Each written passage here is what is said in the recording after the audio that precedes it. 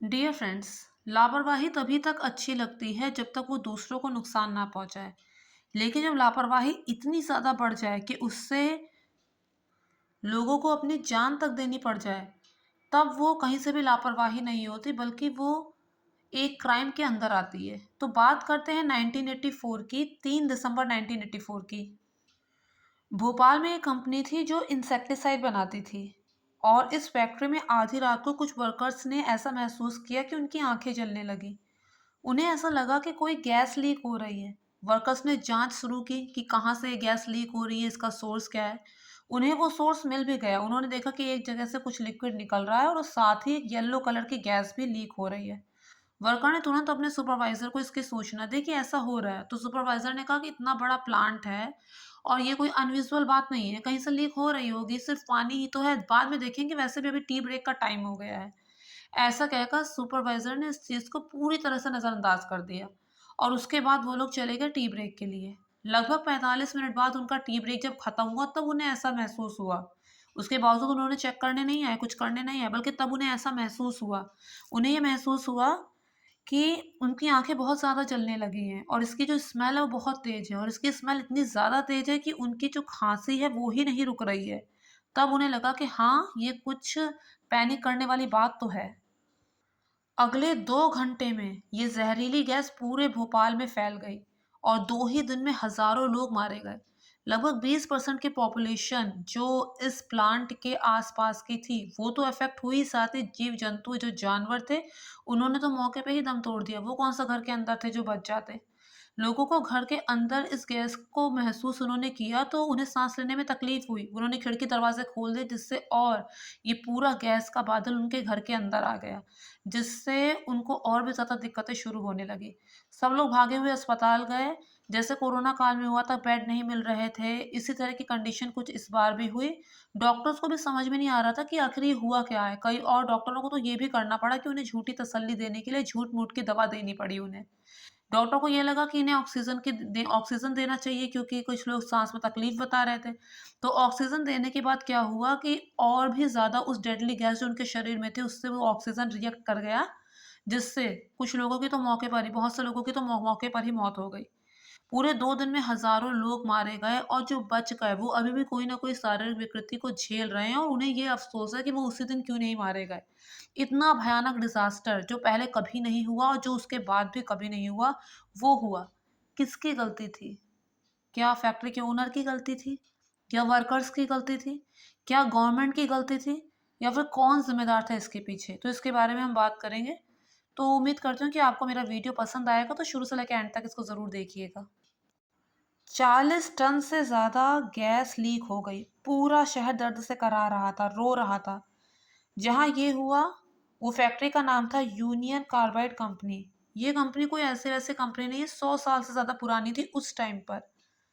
और ये जो कंपनी है, वो बहुत ही सक्सेसफुल कंपनी थी और अभी भी है, लेकिन अब इसका नाम बदल गया है। जब ये डिज़ास्टर हुआ था, तो उसके बाद इस कंपनी का नाम बदल के एवर रेडी कंपनी कर दिया गया है, जिसके प्रोडक्ट तो हम आज भी जानते हैं और यूज़ भी कर रहे हैं। ये वही कंपनी है। ये कंपनी जो है वो रॉकेट फ्यूल भी बनाती है और ये कंपनी केमिकल्स भी प्रोड्यूस करती है। अब रॉकेट फ्यूल बनाना है, इंसेक्टिसाइड्स बनाना है, पेस्टिसाइड्स बनाना है, तो उसके लिए उन्हें केमिकल्स की ज़रूरत पड़ती है। तो ये कंपनी क्या है, उन केमिकल्स को भी प्रोड्यूस करने का काम करती है। इसके अलावा 1962 की बात है, इस कंपनी ने अपना एक एडवर्टाइजमेंट का पोस्टर लगवाया था और उनके हिसाब से इसका बहुत ही पॉजिटिव मीनिंग था, लेकिन आज के हिसाब से उसका मीनिंग पॉजिटिव नहीं है। उन्होंने कुछ इस तरह का पोस्टर लगवाया था कि एक किसान है और वो हल जोत रहा है और बैल जो हैं वो उसकी मदद कर रहे हैं, हल जोत रहे हैं धरती पर। गाय भैंस वहाँ पर हैं और एक हाथ ऊपर से आ रहा है, वो कुछ केमिकल को इस मिट्टी में डाल रहा है। तो वो ये कहना चाहते थे कि जो नई टेक्नोलॉजीज़ हैं और जो नए पेस्टिसाइड और इंसेक्टिसाइड हैं, ये एग्रीकल्चर डेवलपमेंट के लिए भी रिस्पॉन्सिबल हैं। वो मिट्टी की उर्वरता को बढ़ा रहे हैं। लेकिन आज के टाइम पे इसका दूसरा मतलब भी निकाला जाता है कि ये कि एक उपजाऊ भूमि है, सब नेचुरली अपने तरीके से काम कर रहे हैं और वहाँ पे एक एडेड केमिकल डाला गया। और भोपाल में जो ये कांड हुआ था ना, वो कुछ इसी तरह का था। तो जैसा कि मैंने बताया, इस कंपनी का नाम था यूसीआईएल उस टाइम पे। बहुत सारे इंडियन इन्वेस्टर्स थे जिनके 49.1% स्टेक्स थे। इस कंपनी में, और इसके अलावा जो भारत की गवर्नमेंट है उसने भी इन्वेस्ट किया था अच्छा खासा इस कंपनी में। फिर हुआ 1969, और 1969 में इस कंपनी ने अपना एक प्लांट स्टार्ट किया भोपाल में। उनको बनाना था एक स्पेशल तरह का इंसेक्टिसाइड जिसका नाम था सेविन, और इसको बनाने के लिए उन्हें एक खास तरह के केमिकल की ज़रूरत थी जिसका नाम था MIC। ये एक तरह का डेडली केमिकल है, बहुत ही पॉइजनस केमिकल है। ये केमिकल अगर पानी के साथ रिएक्ट कर जाए तो एक ऐसी गैस प्रोड्यूस होती है जिससे बचना नामुमकिन है। सिर्फ पानी के साथ ही नहीं, अगर ये हवा के साथ भी रिएक्ट कर जाए तो भी ऐसी ही डेडली गैस प्रोड्यूस होती है। क्यों? क्योंकि हवा में भी तो कुछ ना कुछ मॉइस्चराइजर होता है। तो जैसा कि मैंने बताया कि जो MIC है ये इन्हें विदेशों से इंपोर्ट करना पड़ता था, और उनका काम बहुत अच्छी तरह चल रहा था, बहुत ही सक्सेसफुल कंपनी थी। सेवन प्रोड्यूस करने के लिए MIC जो था विदेशों से इंपोर्ट किया जाता था।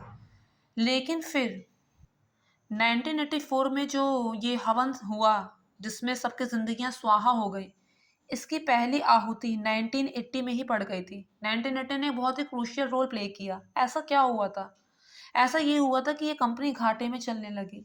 ये कंपनी घाटे में चलने लगी तो इसने सोचा कि हम बेकार ही इंपोर्ट करते हैं MIC बाहर से, हम अपना MIC जो है वो खुद बनाएंगे, और इन्होंने ऐसा करने का सोचा।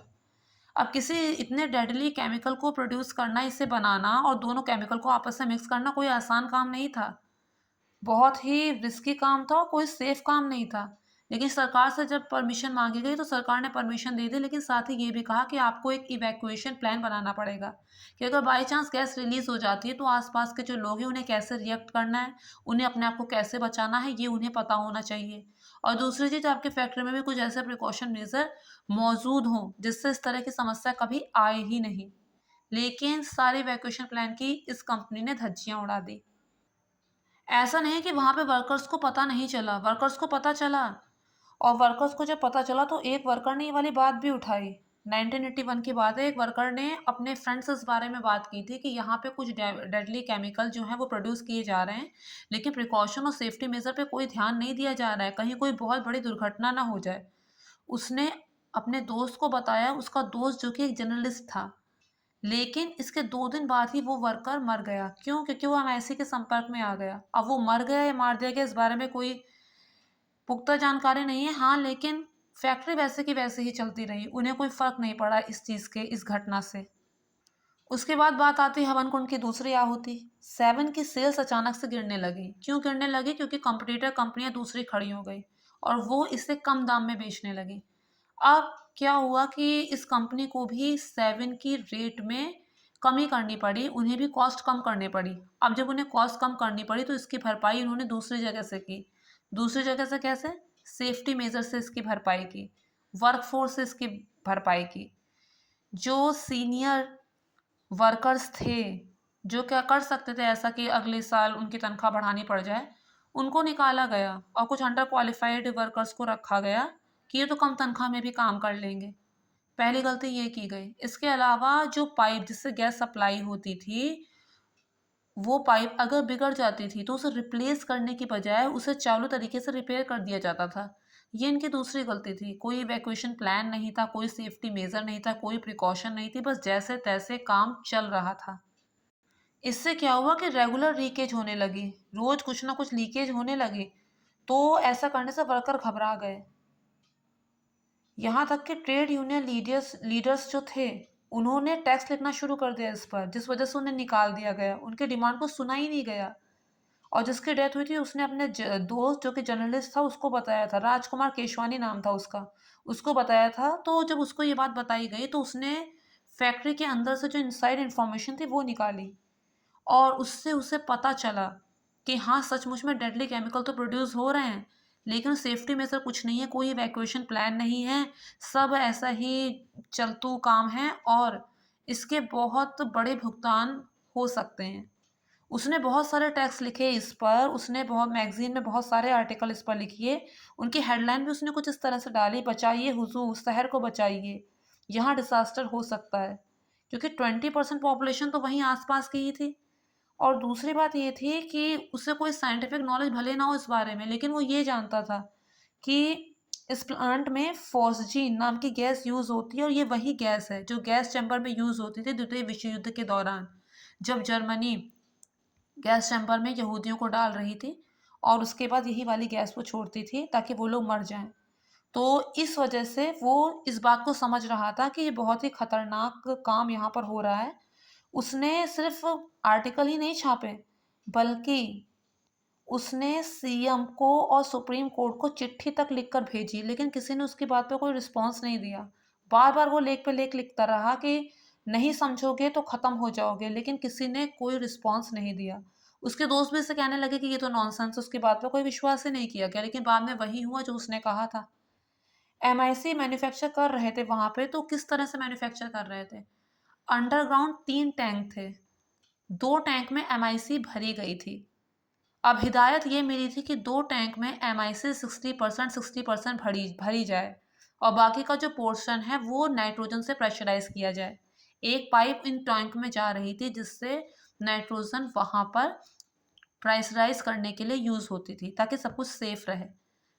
तीसरे टैंक जो थी उसको खाली रखा जाता था। उसको इसलिए खाली रखा जाता था कि इन दोनों टैंकों से जो पॉइजनस गैस रिलीज हो वो जाके उस तीसरे वाले टैंक में इकट्ठी हो जाए और उस तीसरे वाले टैंक में इकट्ठी होकर वहां से जो पाइप जा रही है उससे वेंट गैस स्क्रबर तक पहुंच जाए, जिसका काम है पॉइजनस गैस को लेस पॉइजनस बनाकर इन्वायरमेंट में छोड़ देना। लेकिन वो वेंट गैस स्क्रबर कब काम करता? वो तब काम करता जब उसे ऑन किया जाता, और उस दिन ये काम तो हुआ ही नहीं था। दूसरी चीज़, हिदायत मिली थी 60% भरने की और तीसरी को खाली रखने की, लेकिन ऐसा हुआ नहीं। 60% से बहुत ज़्यादा दोनों टैंकों में एमआईसी, वो डेडली केमिकल, भरा गया था। इसके अलावा वर्कर्स को ये जो काम था वर्कर्स का ये था कि रेगुलरली ये जो पाइप जिसका मैंने जिक्र किया कि नाइट्रोजन इधर से प्रेशराइज की जाती थी, उधर से पॉइजनस गैस निकलती थी, तो वर्कर्स का काम था कि ये जो पाइप्स थे इनको रेगुलरली वॉश करना, इनकी रेगुलरली सफाई करना। उस दिन भी ये काम चल रहा था, लेकिन वो जो इंडिकेटर जो एमआईसी का लेवल बताता था वो खराब था कि इस टैंक में कितनी एमआईसी है। 3 टैंक जैसा कि मैंने आपको बताया थे, E610, E611 और E619। तो E610 में जो एमआईसी का लेवल बताता था वो इंडिकेटर खराब था। प्रेशराइज ठीक से नहीं किया गया था नाइट्रोजन को। टेम्परेचर हाई होने पर एक अलार्म बजता था कि टैंक का टेम्परेचर हाई हो गया, पर उस अलार्म को कई साल पहले ही डिस्कनेक्ट कर दिया गया था। पाइप जो निकाली गई थी पॉइजनस गैस टैंक से बाहर लेके जाती थी और उसे जलाती थी, वो पाइप भी सही से काम नहीं कर रही थी। हर टैंक पर प्रेशर कंट्रोल वेल्व लगा हुआ था, लेकिन E610 का जो वेल्व था वो खराब था, तो जिससे टैंक के प्रेशर को कंट्रोल किया ही नहीं जा सकता था। 2 महीने पहले ही अक्टूबर 1984 में बंद कर दिया गया था एमआईसी को बनाना। खाली जो स्टोर एमआईसी थी उसे इसलिए रखा गया था कि जब ज़रूरत होगी तब इसे निकालेंगे। अगर बाई चांस कुछ गड़बड़ होती है तो 2 अलार्म थे, एक वर्कर्स के लिए था, एक आसपास के लोगों के लिए था।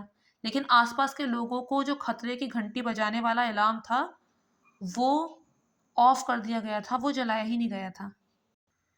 2 दिसंबर 1984, ठंड की रात थी। फैक्ट्री में रूटीन का काम हुआ। रूटीन का काम यानी उन पाइप्स को धुलने का काम। लेकिन जब वर्कर्स ने उन पाइप के अंदर पानी डाला तो पानी वापस नहीं आ रहा था। उन्होंने इसकी सूचना सुपरवाइजर को दी, तो सुपरवाइजर ने क्या किया, कोई नहीं, तुम पानी ऑन करके छोड़ दो, पानी ऑन करके छोड़ दो, तो सेकंड शिफ्ट वाले आएंगे वो पानी को बंद कर देंगे। तो वर्कर ने वैसा ही किया जैसा कहा गया था उन्हें। लेकिन वहां कुछ जाम हो रहा था और पानी वापस लौटकर आ ही नहीं रहा था। इसके अलावा पाइप पर एक स्लिप ब्राइंड नाम की चीज़ लगी रहती है। उसका काम ये होता है कि पानी पाइप से जो पानी आ रहा है वो टैंक के अंदर ना एंटर हो, लेकिन उस पाइप में इस तरह की कोई चीज़ नहीं लगी हुई थी, जिससे पानी धीरे धीरे टैंक के अंदर भरने लगा और सुपरवाइजर्स ने इस पर कुछ ध्यान नहीं दिया। जैसा कि पहले ही बताया था कि एमआईसी इतना खतरनाक केमिकल होता है, पानी से रिएक्ट करके पॉइजनस गैस का क्लाउड बनाता है। वैसा ही कुछ टैंकों के अंदर हो रहा था जिसमें पूरी तरह से एमआईसी भरी हुई थी। थोड़ा लीकेज हुआ, उस पर भी किसी ने ध्यान नहीं दिया। वेंट गैस स्क्रबर ऑन ही नहीं किया गया। अब वो पॉइजनस गैस वहाँ से निकलकर वेंट गैस स्क्रबर तक पहुँची। प्रेशर इतना ज़्यादा था कि अंडरग्राउंड ये तीनों टैंक थे, वहाँ की ज़मीन भी फट गई और बहुत तेज़ी से poisonous gas went gas scrubber तक पहुँच गई और वहाँ बहुत तेज़ी से वो बाहर निकलने लगी। अब जब वो बाहर निकलने लगी तो उस टाइम पे तेज़ पानी के प्रेशर से पानी खूब तेज़ी से उस पर डालने की कोशिश की गई, लेकिन वो इतनी हाइट में था कि उससे कोई फ़र्क पड़ने नहीं वाला था।